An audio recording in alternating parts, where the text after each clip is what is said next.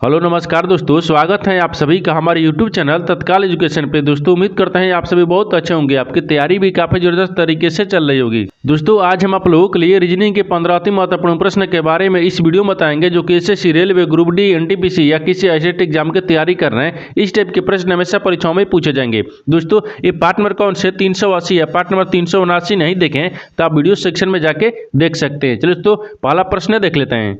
दोस्तों पहला प्रश्न है, इसमें देखिए नीचे दी गई श्रृंखला श्रेणी में प्रश्नार्थक चिन्ह के स्थान पर कौन सी संख्या आएगी। देखिए नीचे यहाँ पर आपको एक श्रृंखला दी है, इन श्रृंखला में बताना कि इस प्रश्नार्थक के चिन्ह पर इन चार ऑप्शन में से कौन सी संख्या यहाँ पर भरा जाएगा।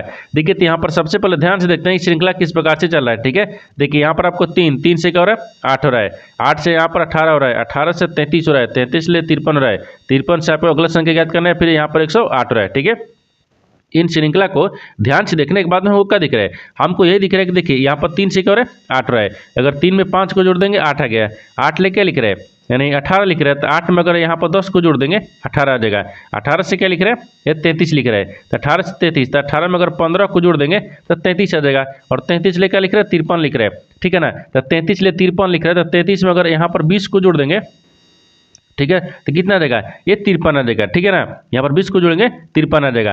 अब देखिए तो 53 में कौन सी संख्या जोड़ेंगे जो अगला संख्या ज्ञात होगा। ठीक है, देखिए उससे पहले एक बार नीचे ध्यान से देखते हैं, ये क्या हो गया 5 लेके हो रहा है 10 हो रहा है। ठीक है ना, तो 5 में 5 को जोड़ देंगे 10 से गया, 10 लेके आ रहे 15 हो रहा है, तो ठीक है तो 5 को जोड़ेंगे, और 15 से 5 क्या हो रहा है 20 हो रहा है, इसमें भी 5 को जोड़ेंगे, तो 20 में भी 5 को जोड़ देते हैं। देखिए तो 20 में 5 को जोड़ देंगे ये 25 हो गया। ठीक है, यहाँ पर आपको प्लस भी क्या करना है 25, अब 25 को क्या करेंगे 53 में जोड़ेंगे, तो 5 दिन कितना गया यहाँ पर आपको 8 आ जाएगा, और यहाँ पर 5 2 कितना गया 7 आ गया, यानी इस प्रश्नार्थक चिन्ह पर 78 आ गया है। अब 78 से क्या हो रहा है 108 रहा है, तो 78 में यहाँ पर आपको 30 को जोड़ देंगे। ठीक है, क्योंकि देखिए यहाँ पर 25 में 5 को जोड़ेंगे तो 30 आ गया ना, यहाँ पर 30 आ गया, तो 100 कितना आ जाएगा 8 आ जाएगा, यानी इस प्रश्नार्थक के चिन्ह पर 78 को रखा जाएगा। 78 को देखते हैं किस ऑप्शन में दिख रहा है, यानी ऑप्शन नंबर सी में दिख रहा है, ऑप्शन नंबर सी आपका सही हो जाएगा। दोस्तों मैं उम्मीद करता हूँ इस प्रश्न को भी आप अच्छी तरह से समझ पाओगे। नेक्स्ट प्रश्न देख लेते हैं। दोस्तों दूसरा प्रश्न है, इसमें देखिए नीचे दिए गए विकल्पों में से संबंधित संख्या को चुनिए। देखिए नीचे यहाँ पर आपको एक संबंधित संख्या दी है, यानी 15 जो है ना यहाँ पर 135 ले समेत है। ठीक उसी प्रकार से बताना है कि 13 जो है ना इस प्रश्नार्थक के चिन्ह पर इन चार ऑप्शन में से कौन सा संख्या यहाँ पर भरा जाएगा।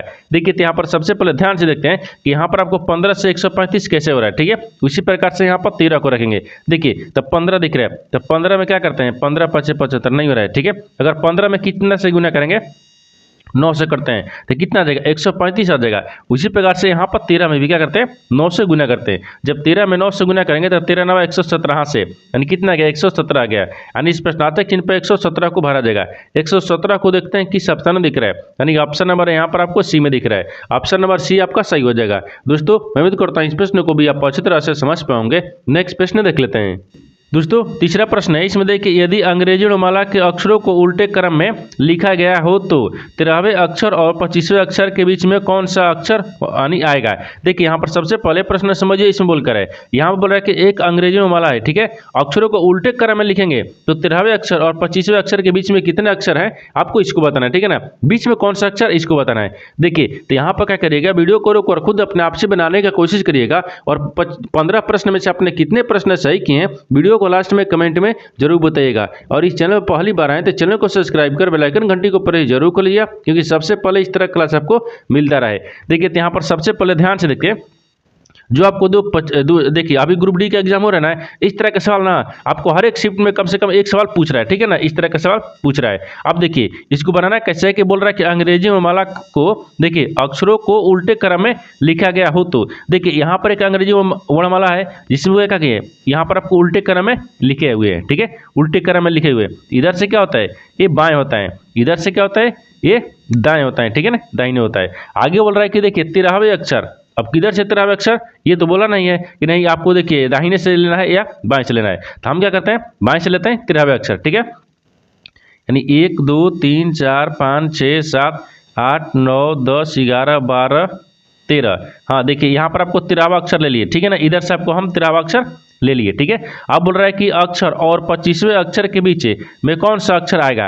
अब यहाँ से फिर 25वें अक्षर चलना है, यानी देखिए 13 हो गया, 14 15 16 17 18 19 20 21 22 23 24 25, यहाँ पर आगे क्या आ गया, ये 25वां अक्षर आ गया। ठीक है, 25वां अक्षर आ गया। अब बोल रहा है कि इन दोनों के बीच में बताना है कौन सा यानी बीच में अक्षर है। देखिए ये यहाँ पर आपको 13वां अक्षर और ये 25वां अक्षर के बीच में कितना अक्षर है। देखिए तो यहाँ पर आपको देखते हैं, यहाँ से आपको लेके कितने दिख रहे हैं, यानी 1 2 3 4 5 6 7 8 9 10 11 दिख रहा है ना, 11 गो। तो देखिए अगर 5 गो इधर से ले लेते हैं और 5 गो इधर से ले लेते हैं, ठीक है ना। देखिए तो 1 2 3 4 5, 5 गो यहाँ से ले लिए और 1 2 3 4 5, 5 गो यहाँ से ले लिए। तो कौन सा बच रहा है बीच में, इंच बच रहा है। कौन बचा है बीच में, इंच बचा है। तो वही बोल रहा है कि देखिए 13वें अक्षर और 25वें अक्षर के, ठीक है ना, बीच में कौन सा अक्षर आएगा, तो यहाँ पर इंच आ गया। तो इंच को देखते हैं किस ऑप्शन में दिख रहा है, ठीक है ना, यानी ऑप्शन नंबर ए में दिख रहा है। ऑप्शन नंबर ए आपका सही हो जाएगा। दोस्तों मैं उम्मीद करता हूँ इस प्रश्न को भी आप अच्छी तरह से समझ पाओगे। नेक्स्ट प्रश्न देख लेते हैं। दोस्तों चौथा नंबर प्रश्न है, इसमें देखिए एक निश्चित कुट भाषा में यानी PIG को यहाँ पर 49 और यहाँ पर आपको HAT को क्या लिख रहे हैं 52 लिखा जाता है। उस भाषा में यानी CAB को कैसे लिखा जाएगा। देखिए यहाँ पर सबसे पहले प्रश्न समझिए इसमें बोलकर है। देखिए यहाँ पर क्या दिख रहा है कि एक निश्चित कुट भाषा दी है जिसमें यहाँ पर क्या लिख रहा है, PIG को क्या लिख रहे हैं 49 लिख रहा है, अगर HAT को क्या लिख रहा है 52 लिख रहा है, और यहाँ पर उसी भाषा में CAB को लिखना है, ठीक है ना। देखिए तो सबसे पहले यहाँ पर लिखा जाता है PIG लिख रहा है, ठीक है। इनको क्या लिख रहा है तो 49 लिख रहा है, ठीक है ना, 49 लिख रहा है। आगे क्या बोल रहा है कि H दिया है, A दिया है और T दिया है, इनको क्या लिख रहा है नहीं 52 लिख रहा है, ठीक है 52 लिख रहा है। तो आपको बताना है क्या है कि CAB को बताना है क्या लिखा जाएगा, ठीक है ना। अब देखिए अगर इसको मान लीजिए P कितने पाता है 16 पा, I कितने पाता है 9 पा, G कितने पाता है 7 पा, स्थानीय मान लिख रहे हैं। अगर इन सबको क्या आपस में जोड़ रहे हैं तो क्या 49 आएगा, नहीं आ रहा है, ठीक है 49 जोड़ने पर नहीं आएगा। तो क्या करता है ना, देखिए जो आपको P का अक्षर लिखा है ना, ठीक है, देखिए यहाँ पर आपको P लिखा है, P का विपरीत रखेंगे, ठीक है ना, P का विपरीत रखेंगे, P का विपरीत क्या हो जाएगा K हो गया, और K कितने स्थान पर आता है तो 16 पाता है, सॉरी यहाँ पर 11 पाता है, K कितने पाता है 11 पाता है, और I कितने पाता है तो I 18 पा जाएगा, इसका विपरीत लिख रहे हैं, ठीक है। और G कितने पा जाएगा तो यहाँ पर 20 पा जाएगा, ठीक है। ये क्या लिख रहा है, ये विपरीत है, देखिए विपरीत, ठीक है ना, अक्षर, ठीक है, विपरीत अक्षर दिख रहा है, फिर विपरीत अक्षर का क्रम है, ठीक है ना, का क्रम है, ठीक है, क्रम है। ये क्या लिख रहा है देखिए P का विपरीत लिख रहा है, फिर I का विपरीत है और J का विपरीत है। वो जो विपरीत है ना, विपरीत का ये आपका क्या लिख रहा है स्थानीय मान आ रहा है, ठीक है ना, विपरीत का स्थानीय मान। अब इनको सबको आपस में जोड़ते हैं, सबको जोड़ने के बाद में कितना आ जाएगा 49 आ जाएगा, ठीक है ना। उसी प्रकार से देखिए H का विपरीत क्या हो जाएगा, H का विपरीत रखेंगे तो देखिए H का विपरीत यहाँ पर आपको 19 आ जाएगा, ठीक है, यानी 19 आ गया। फिर इसके बाद में यहाँ पर A को देखिए तो A कितने, A का विपरीत क्या होता है Z होता है, तो Z कितने पाता है 26 पर, और T का विपरीत क्या होता है तो T का विपरीत यहाँ पर आपको 7 आ जाएगा, यानी J आता है, ठीक है, ठीक है ना। अब इन सबको भी क्या करेंगे जोड़ेंगे। देखिए यहाँ पर जोड़ने के बाद में कितना है 52 आ गया। यानी एक बार फिर से समझिए, जो आपको यहाँ पर HAT लिख रहना है, इसको क्या करेंगे अब विपरीत लिखेंगे, अक्षर विपरीत, और विपरीत अक्षर का जो आपको स्थानीय मान आएगा उसको लिखेंगे और तब आपको जोड़ना है, ठीक है ना। ठीक है, आगे देखिए अब यहाँ पर भी लिखते हैं C, यहाँ पर क्या दिख रहा है C का विपरीत क्या होता है तो C का विपरीत यहाँ पर आपको देखिए 24 आ जाएगा, ठीक है ना।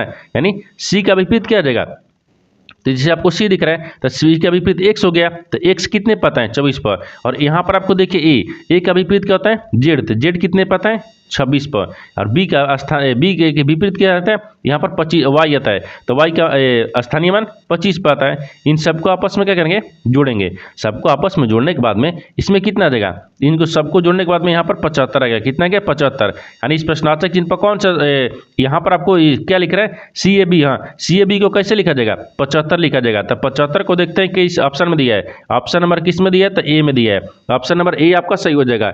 दोस्तों मैं उम्मीद करता हूँ इस प्रश्न को भी आप अच्छी तरह से समझ पाओगे। नेक्स्ट प्रश्न देख लेते हैं। दोस्तों 5वां प्रश्न है, इसमें देखिए नीचे दिए गए प्रश्न आकृति में लुप्त संख्या ज्ञात कीजिए। देखिए नीचे यहाँ पर आपको एक आकृति दी है, इन आकृति में बताना कि इस प्रश्नार्थक के चिन्ह पर इन चार ऑप्शन में से कौन सी संख्या यहाँ पर भरा जाएगा।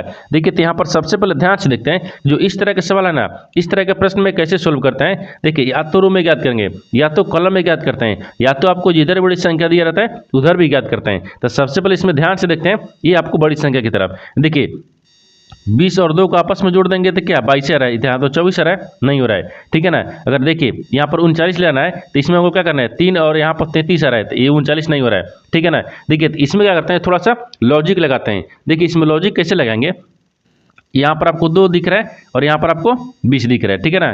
देखिए तो यहाँ पर आपको 2 का क्या कर देंगे, स्क्वायर कर देंगे और प्लस में यहाँ पर 20 को जोड़ देंगे, ठीक है। तो कितना आ जाएगा, ये 24 आ जाएगा, क्योंकि देखिए 2 दूनी के 4, 4 में यहाँ पर 24, 20 को जोड़ेंगे 24 आ गया, ठीक है। उसी प्रकार से यहाँ पर क्या दिख रहा है, 3 दिख रहा है, ठीक है ना। तो 3 का भी क्या करेंगे, स्क्वायर करेंगे और ई वाला को जोड़ लेंगे, ठीक है ना। देखिए 30 को जोड़ेंगे तो तितली का 9 हो गया, ठीक है ना, और 30 को जोड़ेंगे तो कितना गया, 39 आ गया, ठीक है। उसी प्रकार से यहाँ पर भी रखते हैं। देखिए इस 4 का क्या करेंगे, स्क्वायर कर देंगे। जैसे यहाँ पर देखिए 4 का स्क्वायर करेंगे, फिर प्लस यहाँ पर 40 को जोड़ना है, ठीक है, इसको जोड़ना है, तो 4 को 16 हो गया। देखिए 16 और प्लस में यहाँ पर 40 अगर जोड़ देंगे तो इसको कितना देगा, यानी 6 हो गया, और यहाँ पर 56 आ गया, कितना आ गया, 56 आ जाएगा। यानी इस प्रश्नार्थक चिन्ह पर कौन सी संख्या भरा देगा, 56 हो जाएगा। 56 को देखते हैं किस ऑप्शन में दिख रहा है, तो ऑप्शन नंबर डी में दिख रहा है, तो ऑप्शन नंबर डी आपका सही हो जाएगा। दोस्तों मैं उम्मीद करता हूँ इस प्रश्न को भी आप अच्छी तरह से समझ पाओगे। नेक्स्ट प्रश्न देख लेते हैं।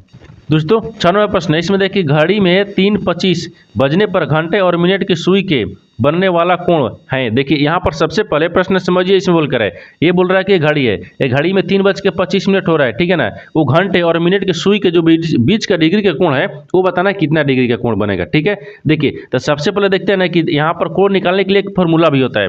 देखिए एक कोण निकालने के लिए एक फॉर्मूला क्या होता है, कोण निकालने का फॉर्मूला क्या होता है। देखिए तो यहाँ पर आपको क्या लिखता है, 11 गुने मिनट होता है, ठीक है, 11 गुने मिनट, फिर -60, फिर गुने यहाँ पर क्या हो जाएगा, घंटा, यानी इंच हो गया, ठीक है। और बाटा में कितना करेंगे, 2 कर लेंगे। एक कोण निकालने के लिए आपको एक फार्मूला हो गया, ठीक है ना, फार्मूला हो गया।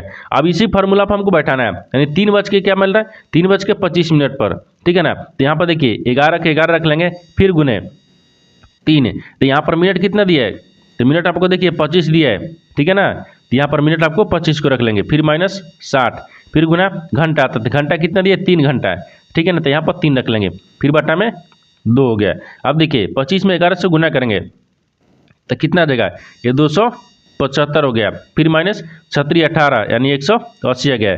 बट यहाँ पर बाटा में क्या करेंगे, 2 को रखते हैं, ठीक है, ये 2, हाँ बाटा में 2 हो गया। अब बाटा में 2 रखने के बाद में देखिए 275 में से 180 घटाते हैं तो कितना बचेगा, 95 बचेगा।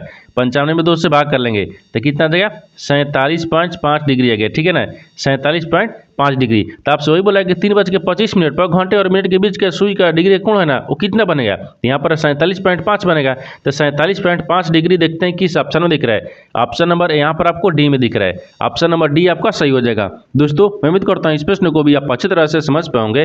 नेक्स्ट प्रश्न देख लेते हैं। दोस्तों 7वां प्रश्न, इसमें देखिए नीचे दिए गए विकल्पों में से संबंधित शब्द को चुनिए। देखिए नीचे यहाँ पर आपको एक संबंधित शब्द दिया है, तितली जो है ना यहाँ पर कीटले समेत है, ठीक उसी प्रकार से बताना है कि सांप जो है इस प्रश्नार्थक के चिन्ह पर इन 4 ऑप्शन में से किसे समित होगा। देखिए यहाँ पर सबसे पहले प्रश्न समझते हैं, इसमें बोलकर है, देखिए तितली जो है यहाँ पर कीटले कैसे समेत है, ठीक उसी प्रकार से सांप को रखते हैं। देखिए तो तितली किसके अंतर्गत आती है, देखिए तितली जो है ना वो कीटों के अंतर्गत आती है। ये तितली जो हो गई वो देखिए तितली, देखिए कीटो, देखिए तितली जो है ना वो कीटों के, यहाँ पर कीट हो गया, कीट के, ठीक है, अंतर्गत आती हैं, ठीक है, आती है। उसी प्रकार से यहाँ पर सांप जो है ना किसके अंतर्गत आती हैं, ठीक है, किसके, देखिए तो यहाँ पर अंतर्गत, तो सरीसृप है, यहाँ पर सरी, ठीक है, यानी सरी, ये सरीप के अंतर्गत आते हैं, ठीक है ना, सरीसृप के अंतर्गत, ठीक है, अंतर्गत, ठीक है, यहाँ पर आती हैं, अंतर्गत आती हैं। देखिए जिस प्रकार से तितली जो है वो कीट के अंतर्गत आती हैं, उसी प्रकार से सांप जो है सरीसृप के अंतर्गत आते हैं, ठीक है। तो यहाँ पर आपको क्या हो जाएगा, सरीसृप, तो सरीसृप को देखते हैं किस ऑप्शन में दिख रहा है, ऑप्शन नंबर सी में दिख रहा है, ऑप्शन नंबर सी आपका सही हो जाएगा। दोस्तों मैं उम्मीद करता हूँ इस प्रश्न को भी आप अच्छी तरह से समझ पाओगे। नेक्स्ट प्रश्न देख लेते हैं। दोस्तों 8वां प्रश्न है, इसमें देखिए 5 व्यक्ति ए बी सी डी और ई एक सीधी पंक्ति में उत्तर की ओर अभिमुख होकर बैठे हैं। सी के बाएं केवल 2 व्यक्ति बैठे हैं, डी पंक्ति के दाएं सिरे से बैठा है, यानी बी और ए के बीच नहीं, बी ए के बाएं से दूसरे स्थान पर बैठा है, ठीक है ना। और यहाँ पर वह डी का निकटतम पड़ोसी नहीं है, लेकिन बी कहाँ पर बैठा है आपको इसी को बताना है। देखिए यहाँ पर सबसे पहले प्रश्न समझिए, इसमें बोलकर है, देखिए यहाँ पर क्या बोल रहा है, 5 व्यक्ति है जो कि यहाँ पर ABCDE दिया है, यानी एक पंक्ति में सीधे उत्तर की तरफ मुंह करके बैठे हुए हैं। देखिए यहाँ पर 5 व्यक्ति उत्तर की तरफ मुंह करके बैठाते हैं। 1 हो गया, 2 हो गया, 3 हो गया, 4 हो गया, ये 5 व्यक्ति हो जो उत्तर की तरफ मुंह करके बैठे हुए हैं। बोल रहा है कि देखिए सी के बाएं केवल 2 व्यक्ति बैठा है, तो सी को यहाँ पर रखते हैं, इसके बाएं भी 2 व्यक्ति, इसके दाहिने भी 2 व्यक्ति हो गया। ठीक है, बोल रहा है कि डी पंक्ति के यानी दाएं सिरे से बैठा है, लेकिन डी है ना वो दाहिने सिर से बैठा है, तो दाहिने ये होता है। ठीक है, ये डी दाहिने सिर से बैठा हुआ है। अब आगे बोल रहा है कि बी यानी ए के, देखिए बी जो है ना ए के बाएं से दूसरे स्थान पर बैठा है, यानी बी जो है वो ए के बाएं से दूसरे स्थान पर बैठा है। तो मान लीजिए ए को यहाँ पर रखते हैं, ए के बाएं, तो ए के बाएं यहाँ पर दूसरे स्थान पर बी को रखते हैं। ठीक है, और वह डी का निकटतम पड़ोसी नहीं है, लेकिन बोल रहा है कि डी का निकटतम पड़ोसी नहीं है, तो देखिए डी का निकटतम पड़ोसी क्या बी है? नहीं है। ठीक है, ये नहीं है। आगे बोल रहा है तो इसका मतलब यहाँ पर ई हो गया है, यानी बी कहाँ पर बैठा है? बोल रहा है कि बी को कहाँ पर बैठा है। देखिए तो बी ए के बाएं से तीसरे स्थान पर बैठा है, तो बी जो कहाँ बैठा है, देखिए ए के बाएं से तीसरे स्थान पर, ए के बाएं से तीसरे स्थान पर नहीं, 1 2 दूसरे स्थान पर है, ये नहीं हो रहा है। ठीक है, ऑप्शन ए नहीं हो रहा है। ऑप्शन बी को देखिए डी के बाएं से चौथे स्थान पर, जो यहाँ पर बी है वो क्या डी के बाएं से चौथे स्थान पर बैठा है? नहीं बैठा है, यानी डी के चौथे स्थान पर 1 2 3 तीसरे स्थान पर बैठा है, ये भी नहीं हो रहा है। ठीक है, ये भी नहीं होगा। तीसरा देखिए, तीसरा बोल रहा है कि ई के दाएं ठीक बगल में बैठा है, लेकिन ई के ठीक दाहिने क्या है? बी बैठा हुआ है। ठीक है ना, इस ये बन रहा है। आगे देखिए सी के दाएं ठीक बगल में है, तो सी के दाहिने तरफ नहीं, सी के दाहिने तरफ ए हो गया, ये बगल में कहाँ बैठा है? ये भी नहीं बैठा है, यानी सी बैठा है, यानी सी ऑप्शन हो जाएगा, क्योंकि ई के दाएं ठीक बगल में कौन बैठा है? बी बैठा है, यानी ऑप्शन नंबर सी आपका सही हो जाएगा। दोस्तों मैं उम्मीद करता हूँ इस प्रश्न को भी आप अच्छी तरह से समझ पाओगे। नेक्स्ट प्रश्न देख लेते हैं। दोस्तों 9वां प्रश्न, इसमें देखिए उस वेन आरेख का चयन करें जो दिए गए वर्गों के बीच संबंध को सर्वोत्तम रूप से दर्शाता है। देखिए नीचे यहाँ पर आपको 3 शब्द दिए, इन तीनों शब्दों में से बताना कि आपस में कैसे समित है और इन 4 वेन डायग्राम में से कौन सा वेन डायग्राम बनेगा। देखिए यहाँ पर सबसे पहले ध्यान से देखते हैं कि तीनों शब्द में से कॉमन कौन सा मिल रहा है। ठीक है, देखिए यहाँ पर पिता दिया है, पुरुष दिया है, बढ़ाई दिया है, तो सबसे कॉमन क्या मानते हैं? पुरुष को मानते हैं, पुरुष हो गया। देखिए तो सबसे पहले से यहाँ पर पुरुष को रखते हैं। ठीक है ना, ये पुरुष दिख रहा है, पुरुष के अंदर में क्या आ जाएगा? पिता आ जाएगा, क्योंकि पुरुष के अंदर में क्या आता है? पिता आता है। ठीक है ना, पिता हो गया है। लेकिन बढ़ाई क्या हो गया? बढ़ाई आपको यहाँ पर पिता भी होता है और बढ़ाई पुरुष में भी होता है, तो यहाँ पर क्या हो जाएगा? ये बढ़ाई दिख रहा है। ठीक है ना, ये बढ़ाई हो गया, यानी इस तरह का वेन डायग्राम बनेगा, क्योंकि सबसे कॉमन क्या दिख रहा है? पुरुष दिख रहा है। पुरुष के अंदर में क्या आता है? पिता आते हैं, और कुछ पिता भी क्या आता है? बढ़ाई होते हैं, और कुछ पुरुष भी बढ़ाई होते हैं, यानी इस तरह का वेन डायग्राम बनेगा। इस तरह का वेन डायग्राम को देखते हैं किस ऑप्शन में दिख रहा है, यानी ऑप्शन नंबर सी में दिख रहा है। ऑप्शन नंबर सी आपका सही हो जाएगा। दोस्तों मैं उम्मीद करता हूँ इस प्रश्न को भी आप अच्छी तरह से समझ पाओगे। नेक्स्ट प्रश्न देख लेते हैं।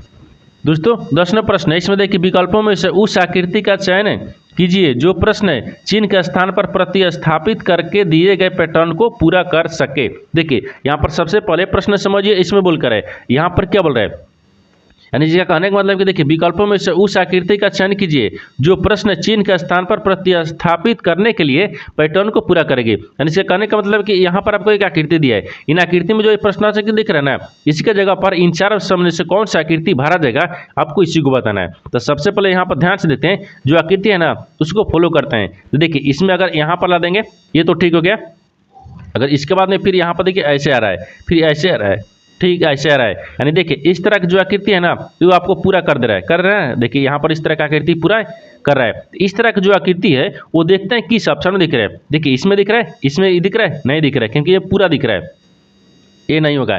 बी दिख रहा है, हाँ बी में तो दिख रहा है, क्योंकि इधर भी है, इधर भी है, देखिए इधर भी है और इधर भी है, यहाँ तक दिख रहा है बी में। ठीक है, और सी में देखिए, तो सी में देखिए यहाँ पर छोड़ दिया है, इसका मतलब बी नहीं हो रहा है। ठीक है ना, डी में देखिए तो ये ऊपर वाला छोड़ दिया है, इसमें भी नहीं हो रहा है। यानी इस तरह की जो इस आकृति को पूरा करने के लिए कौन सा आकृति ऑप्शन सही है, तो ऑप्शन नंबर बी सही है। ऑप्शन नंबर बी आपका सही हो जाएगा। दोस्तों मैं उम्मीद करता हूँ इस प्रश्न को भी आप अच्छी तरह से समझ पाओगे। नेक्स्ट प्रश्न देख लेते हैं।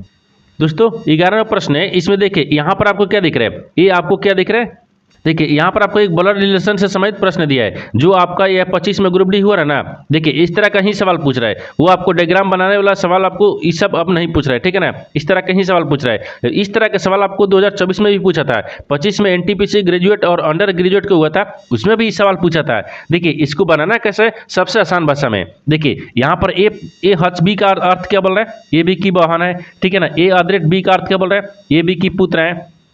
अब बोल रहा है कि ए एंड बी का अर्थ क्या बोल रहा है, ए बी का पति है और ए परसेंटेज, ठीक है ना। बी का अर्थ क्या बोल रहा है, यानी ए बी की पत्नी है। यहाँ पर बोल रहा है कि ए यहाँ पर आपको दिया है, बोल रहा है कि बी का इससे क्या संबंध है। तो सबसे पहले ना इसमें ध्यान से देखते हैं, जो आपको नीचे क्या बोल रहा है पहले इसको ध्यान से देखिए, ठीक है ना। इसको तो देख लिए, जो अर्थ बोल रहा है अर्थ को समझ लिए, अर्थ क्या बोल रहा है, ठीक है। पहले अर्थ को समझिए, अर्थ को समझने के बाद में हमको बोल रहा है, देखिए यहाँ पर दिया है, इसको हमको क्या करना है, अलग से लिखना पड़ेगा। जैसे देखिए यहाँ पर आपको ए रखते हैं, ठीक है, ये बी रखते हैं, यहाँ पर आपको सी रखते हैं, यहाँ पर आपको डी रखते हैं, यहाँ पर आपको ई रखते हैं, ठीक है। अब देखिए यहाँ पर एंड दिया है, यहाँ पर आप ऑदरेट दिया है, इसमें क्या दिया परसेंटेज दिया है, इसमें हच दिया है, ठीक है ना। अब देखिए इधर इसको क्या करते हैं, इसको सबसे पहले देखिए इसको ऐसे ज्ञात करना होता है, यानी दाहिने से इधर चलेंगे, इसको ऐसे चलेंगे, फिर इसको ऐसे चलेंगे, फिर यहाँ से ऐसे चलेंगे।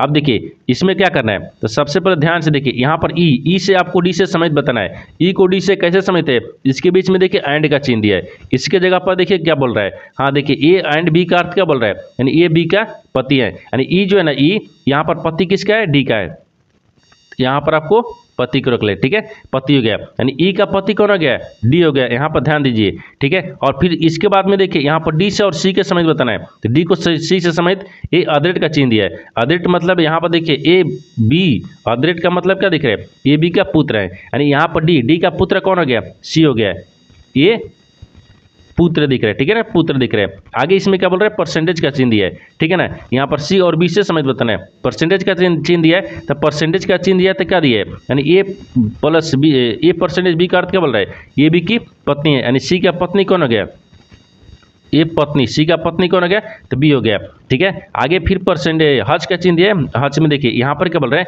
ये बी का अर्थ क्या बोल रहा है, बहन बोल रहा है, यानी इसकी क्या दिख रही है, बहन हो जाएगी, ठीक है, ये बहन हो गई। देखिए एक बार फिर से ध्यान दीजिए, यहाँ पर ई का पति कौन हो गया, तो डी हो गया, और डी का पुत्र कौन हो गया, सी हो गया, और सी का पत्नी कौन हो गई, बी हो गई। आपसे पूछा भी वही है कि बी का ई से क्या संबंध है, तो जो बी है ना, बी वो ई को क्या बोलेगा, ई को क्या बोलेगा, ई को जो है ना, ई वो बी को भी क्या बोलेगी, तो आपको इसी को समझना है। देखिए ई जो है ना, बी को कैसे बोलेगी, तो यहाँ पर देखिए ए क्या हो गई, इसकी पत्नी हो गई, इसकी पति कौन हो गया, डी हो गया, ई पत्नी हो गई, ठीक है ना, ये पत्नी हो गई, ई पत्नी का कौन हो गया, डी हो गया। अब इसके पुत्र कौन हो गया, सी हो गया, सी का पुत्र पत्नी कौन हो गई, डी हो गई। देखिए डी का यहाँ पर पुत्र है, पुत्र की पत्नी क्या लगी, पतो, और यहाँ पर आपको इस ई भी क्या लगी, ई भी इसको क्या बोलेगी, बी को पतो ही बोलेगी, यानी यहाँ पर क्या देख रहा है, तो यहाँ पर पुत्र वधु बोल रहा है, वधु बोल रहा है, ठीक है। तो ये देखिए पुत्र, ठीक है ना, पुत्र वधु हो गया, ठीक है, पुत्र वधु बोलेगी, यानी ई जो है ना, ई वो बी को क्या बोलेगी, पुत्र वधु बोलेगी। तो पुत्र वधु देखिए किस ऑप्शन में दिख रहा है, ऑप्शन नंबर ए में दिख रहा है, ऑप्शन नंबर ए आपका सही हो जाएगा। दोस्तों मैं उम्मीद करता हूँ इस प्रश्न को भी आप अच्छी तरह से समझ पाओगे। नेक्स्ट प्रश्न देख लेते हैं।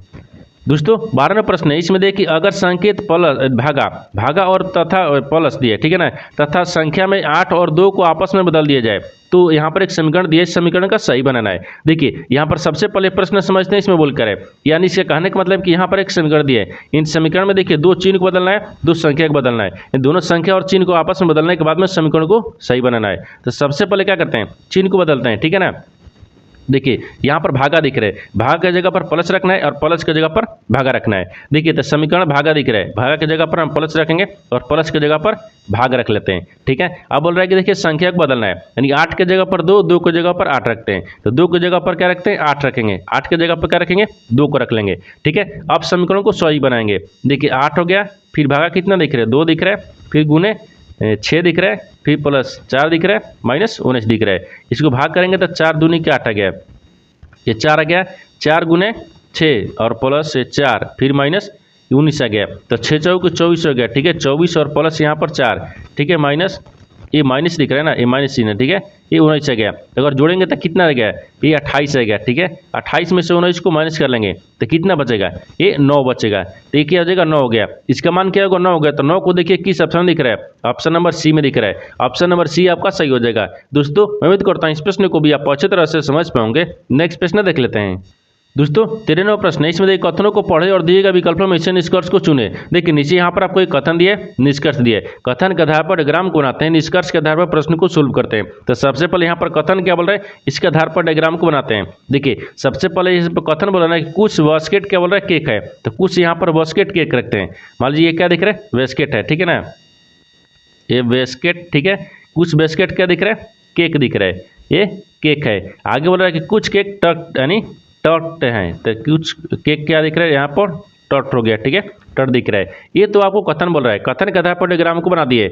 निष्कर्ष क्या बोल रहा है, इसके आधार पर प्रश्न को सोल्व करेंगे। देखिए निष्कर्ष बोल रहा है कि कुछ केक यानी वॉस्केट है, तो कुछ केक है ना जो क्या दिख रहा है, वॉस्केट दिख रहा है, यहाँ पर वॉस्केट दिख रहा है, ये सही बोल रहा है। दूसरा देखिए कुछ टॉट केक हैं, तो कुछ टॉट भी क्या दिख रहा है, केक है, ये भी सही बोल रहा है। और 1 2 दोनों सही बोल रहा है। जब 1 2 दोनों सही बोल रहा है तो यहाँ पर क्या दिख रहा है, ए में सही हो जाएगा, ठीक है। देखिए निष्कर्ष 1 और 2 दोनों अनुसरण करते हैं, ऑप्शन नंबर ए आपका सही हो जाएगा। दोस्तों मैं उम्मीद करता हूँ इस प्रश्न को भी आप अच्छी तरह से समझ पाओगे। नेक्स्ट प्रश्न देख लेते हैं। दोस्तों 14वां प्रश्न है, इसमें देखिए एक रेलगाड़ी 10 मिनट, ठीक है, 10 मिनट, यहाँ पर 10 मिनट 10 किलोमीटर की दूरी तय करती हैं, ठीक है ना। या इसकी चाल 20 किलोमीटर प्रति घंटा की कम कर दी जाए तो यहाँ पर समान दूरी तय करने में इसमें कितना समय लगेगा। देखिए यहाँ पर सबसे पहले प्रश्न समझिए, इसमें बोलकर है, यहाँ पर क्या बोल रहा है, बोल रहा है कि एक रेलगाड़ी है जो कि 10 मिनट में वो 10 किलोमीटर दूरी तय कर लेता है, 10 मिनट में 10 किलोमीटर दूरी तय करता है। तो बोल रहा है कि अगर ये क्या कर रहा है कि यदि इसकी चाल जो है ना वो 20 किलोमीटर प्रति घंटा कम कर देंगे, अगर 20 किलोमीटर प्रति घंटा इस चाल को कम कर देंगे, इसका जो दूरी है ना वो दूरी को समय यानी कितना समय में वो दूरी तय कर लेगा, ठीक है, कितना समय लगेगा जो दूरी तय करने में। तो सबसे पहले देखिए यहाँ पर क्या दिखा रहा है, ये रेलगाड़ी दिखा रहा है, तो चाल लिखेंगे, तो चाल बराबर क्या होता है, ठीक है ना, चाल बराबर देखिए ये दूरी बटा समय, ये दूरी बटा समय, दूरी कितना दिया है तो 10 किलोमीटर दिया है, और मिनट में कितना दिया है 10 दिया है। अगर इसको 60 से भाग करेंगे, क्योंकि ये मिनट में है, हमको घंटे में लाना है, तो घंटे में लाने के लिए 60 से भाग करेंगे तो 60 ऊपर चल जाएगा, ये कट गया, कितना गया 60 घंटा गया, ठीक है ना, ये 60 घंटा आ जाएगा, ठीक है, 60 घंटा दिख रहा है, 1 घंटा हो गया यहाँ तक, ठीक है। अब देखिए जब 60 घंटा 60 किलोमीटर प्रति घंटा ना गया, यहाँ पर 60 घंटा नहीं 60 किलोमीटर प्रति घंटा गया, ठीक है, 1 किलोमीटर प्रति घंटा आ जाएगा यहाँ तक, ठीक है। अब देखिए नया चाल बोल रहा है, तो 60 किलोमीटर प्रति घंटा आइए गया, ठीक है ना चाल। अब 20 किलोमीटर हमको बोल रहा है कि कम कर दी जाए, तो 60 में से देखिए क्या करते हैं 20 को कम करते हैं, यानी 60 किलोमीटर में से 20 को कम कर लेंगे। जब 20 को कम कर लेंगे ये कितना बचेगा, ये 40 किलोमीटर प्रति घंटा आ गया, ठीक है ना, 40 किलोमीटर ये प्रति घंटा आ गया, ठीक है, 40 किलोमीटर प्रति घंटा आ गया।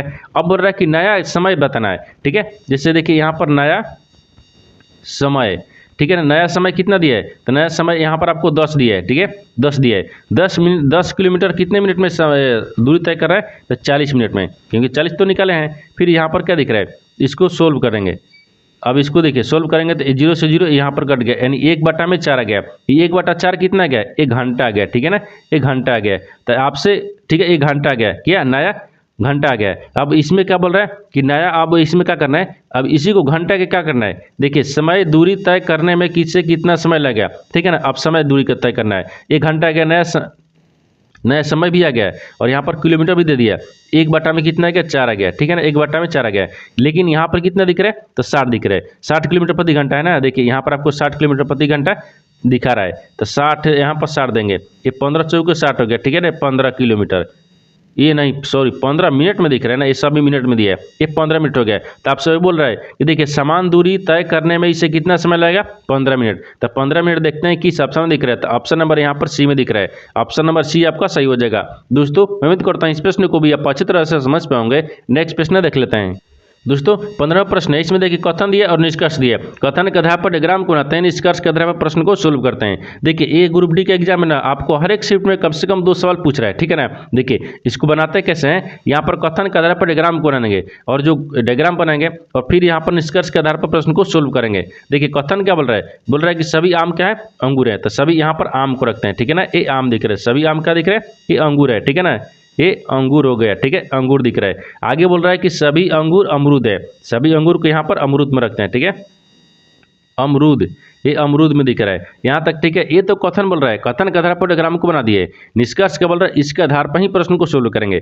देखिए तो निष्कर्ष क्या दिया है, निष्कर्ष देखिए यहाँ पर बोल रहा है, निष्कर्ष दिया है पहला में कि कुछ अमरूद अंगूर है, तो कुछ जो अमरूद है ना, देखिए कुछ अमरूद दिख रहा है, यहाँ पर दिख रहा है ना, कुछ अमरूद दिख रहा है, यानी सारे अमरूद के अंदर में क्या दिख रहा है, अंगूर दिख रहा है, अंगूर है, ये सही बोल रहा है, ठीक है, सही बोल रहा है। दूसरा देखिए कुछ अंगूर आम है, यानी सभी अंगूर के अंदर में क्या दिख रहा है, आम दिख रहा है, ये भी आपको सही बोल रहा है। यानी 1 2 दोनों आपको सही बोल रहा है। जब दोनों बोल रहा है तो क्या हो जाएगा, यानी ऑप्शन नंबर डी में दिख रहा है, यानी निष्कर्ष 1 और 2 दोनों अनुसरण करते हैं, यानी ऑप्शन नंबर डी आपका सही हो जाएगा।